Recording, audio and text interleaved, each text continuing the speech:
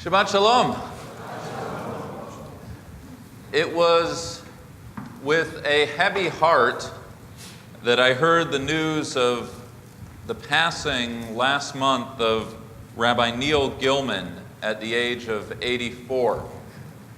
Rabbi Gilman was a profound thinker, a prolific author, and a preeminent theologian at the Jewish Theological Seminary, where I was trained, Rabbi Zuckerman was trained, Rabbi Witkowski was trained as rabbis. He authored a widely read column in the Jewish Week. He oversaw the Ostow study group in which many Park Avenue congregants participated in over the years. I believe we have his great nephew here, Eli Freeman, with the Bar Mitzvah friends. And as a theological educator, he trained generations of rabbis how to think, believe, teach, and preach our tradition. Neither his first, final, or finest student, I make no claim to being an intimate of any kind. And yet it's with deep appreciation that I recall the gift of sitting in his classroom, being forced to articulate my own beliefs under his critical and loving guidance. Exciting as it was to watch him wrestle honestly with his faith, it was a thrill like no other to receive an approving glance or smile from my teacher, having given voice to my own theological stirrings. In fact, if I had to distill my debt to Rabbi Gilman down to a sentence, it's not so much what he taught me about believing in God, but about what he taught me about believing in myself, my own voice, and my own theology, for which I'll forever be grateful. Rabbi Gilman encouraged me to seek a doctoral degree after rabbinical school. He encouraged me to write a dissertation on Louis Jacobs, and he encouraged me to publish a collection of essays on Jewish theology in my first years here at Park Avenue Synagogue. I know I speak for all of my rabbinic colleagues when I share the ongoing debt of gratitude to this Gadol Hador, this giant of his generation, and a giant of a mensch of blessed memory. So in tribute to Rabbi Gilman and in connection with this week's Parsha, this morning I want to focus on one particular aspect of his legacy, and that is Gilman's concept of myth. In the opening pages of his award-winning book, Sacred Fragments, Gilman addresses a question of revelation, or as a subtitle of the chapter signals, what really happened? You see, modern Jewry, but really all contemporary scripturally based religions, wrestle with the question of the historicity of the Bible and its authorship. What really happened? Do we believe that the stories of the Bible are really true? The creation story, the flood story, the matriarchs and patriarchs. Do we believe that this week's tale of the Exodus is a historical account or merely a fanciful fiction? These questions, of course, are tied in to the question of revelation. Was the Torah authored by God, by Moses, or by a school of scribes who maybe lived in different times and different places until that editorial day when it was all spliced together into the Torah as we know it now? Ever since Spinoza, and perhaps even before, it's been these questions that sit at the foundation of all other theological inquiries, which is why I imagine Gilman began his major work on this subject. Ever the teacher, Gilman begins by articulating the range of possible responses, beginning with the Orthodox perspective as articulated by Rabbi Norman Lamb, past president of Yeshiva University. As an Orthodox thinker, Lamb is a textual literalist, holding that the Torah was indeed revealed by God, is true in every sense, and binding on every Jew. The polar opposite of Lamb's supernatural view is represented by the theology of Rabbi Mordechai Kaplan, the founder of Reconstructionist Judaism. For Kaplan and his followers, there is no reality beyond nature. The Torah is not divine revelation, but an entirely human document. Jewish observances are not commanded by God, but they're acts of discovery by which human beings can actualize the godly or godlike values that sit within each of us.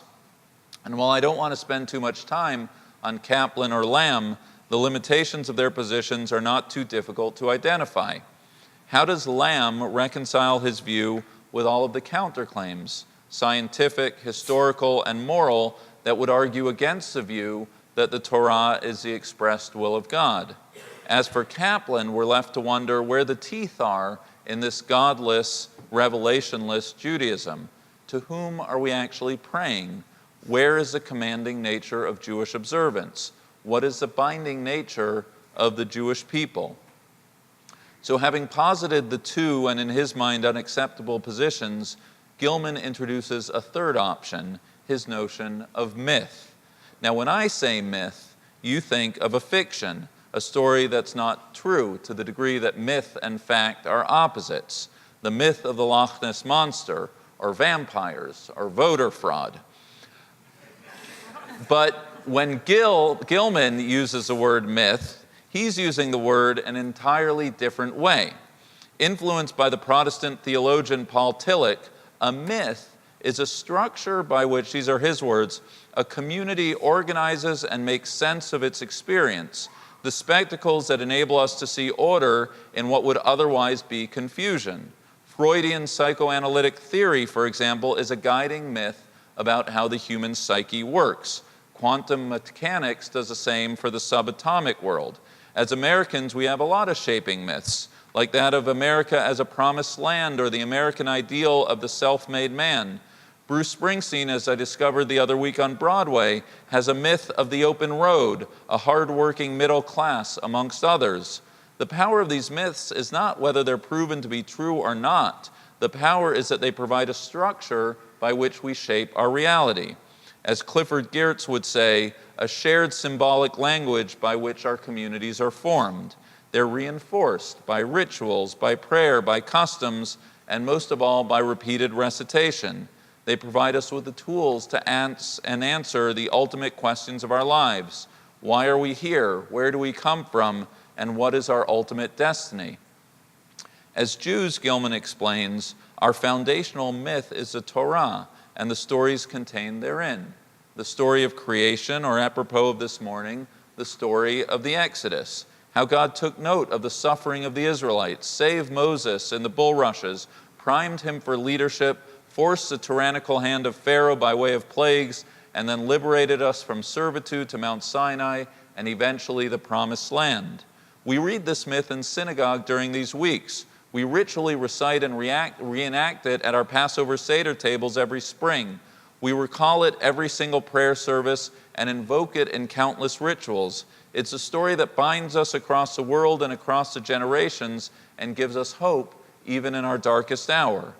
Did the Exodus really happen? Maybe, maybe not. For Gilman, the question is not one of historical truth. Rather, it's a pragmatic test of whether a myth continues to work or function for a community. Does it reflect our values? That is what makes it true. A myth can at times fall into disuse or be broken, and a broken myth can be restored. One can step out of a myth, and you can be inducted into it, as is every born Jew or converted Jew. In every generation, it's what keeps us vitals as individuals and as a community. It's our connective tissue. It shapes our patterns of thinking about the past, about the present, and most of all, about the future. Gilman's thinking is provocative and worthy of careful consideration. In a certain sense, his theology is a I reject the question sort of theology, meaning given the choice of Lamb and Kaplan, literalist or humanist, true or false, Gilman offers a third way, an alternative way to phrase a question. Questions of faith or identity or community are not, in his mind, yes or no propositions. They must be approached differently than a math problem with a right or wrong answer.